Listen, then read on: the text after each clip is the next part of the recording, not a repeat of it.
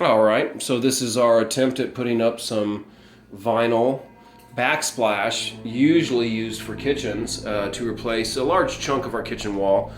My fiance decided she should take the wallpaper down, and when she did, she found out there were like 4 layers of wallpaper. It did not all come up as nice and smoothly despite the different chemicals and sprays and steams that we used. We had quite a bit of difficulty. Even a perforator broke on us, so we took that and got our money back. What we're going to do now in the next scene, you're going to see us beginning to put up the actual vinyl backsplash, which is on the floor. We've cut the first 3 or 4 pieces around the light switch and the doorway, and we're excited to see how it goes up. And we've got our little pieces set out, and we're going to start putting the glue on it.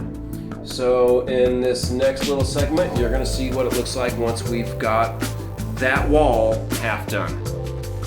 We've glued right up to here and as well as to here. We left this open so we didn't have to worry about the overlapping. We determined the overlaps are going to be facing up because you can't visually see them as well as when the overlap faces down. You can kind of see the groove. These are not the type of panels you put face to face. They are meant to overlap each other, but they don't have the lips on them, so be aware of that when you go to purchase.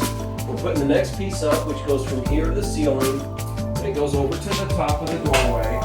And what I'm trying to do with the glue here, other than make a mess, is I'm trying very carefully to hit the spots that are going to touch the wall.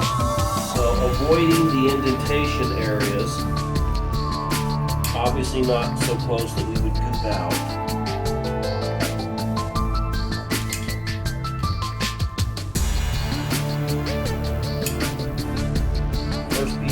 Very nicely.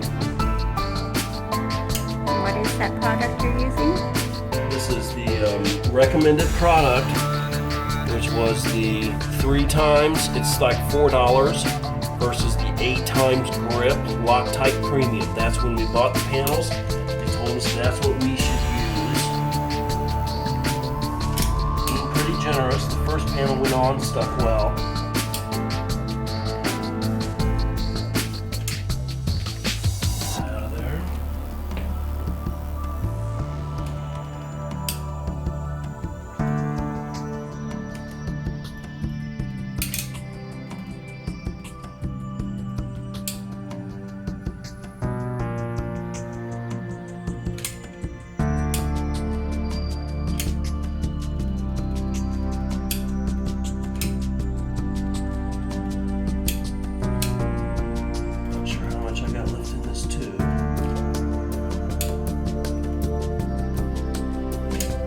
This is probably more than enough to use.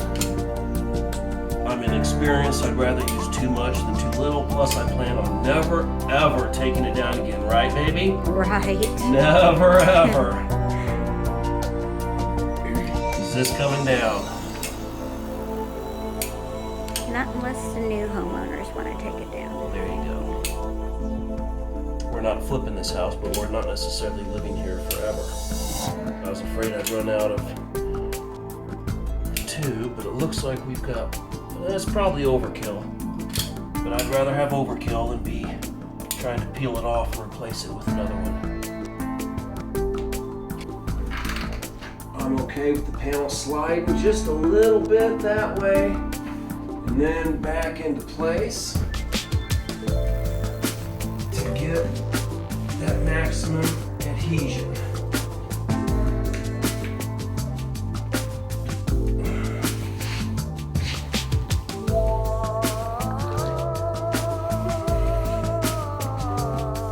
Good thing he's 6'6". This panel, again, nope, we didn't count on that. Panel goes under. So, Wipe that off. yep.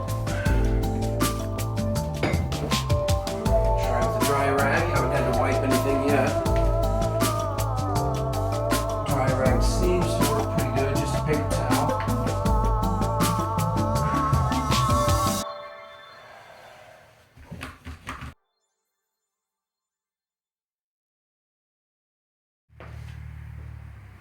So if you look over here, you can see we've tacked up the main panels. We've left the tops of them loose to make sure that we don't have a problem with overlapping them and sticking other panels in, as well as that whole vertical side there.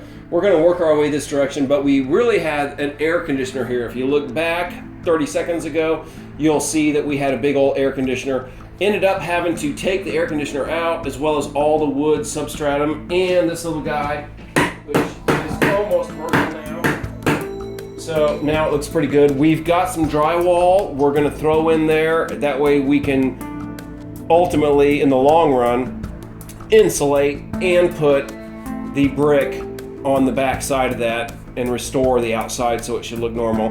But this is what we need to make our panel look good. So for today, we've got our 2x4 in there, and we're going to go ahead and put in our drywall, and we're going to spackle it. We don't have to worry about finishing it since we are covering it with these panels.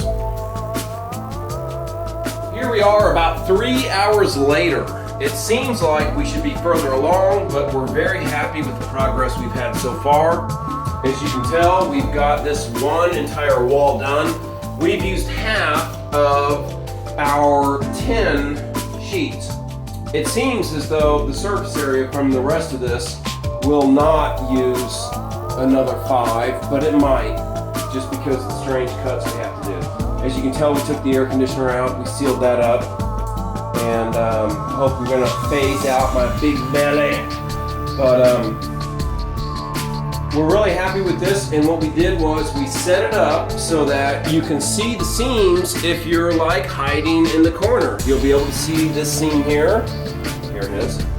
And that seam, but when you're from this direction, you really don't see anything. So be aware if you install this type of a ceiling, you will have seams. It's unavoidable. You just want to know that from looking straight on, like now, or from the entire left side, you're really not gonna see it. We're happy with it. It was a lot better, honestly, in the time it took and the glue it took and some frustration in cutting some small spots.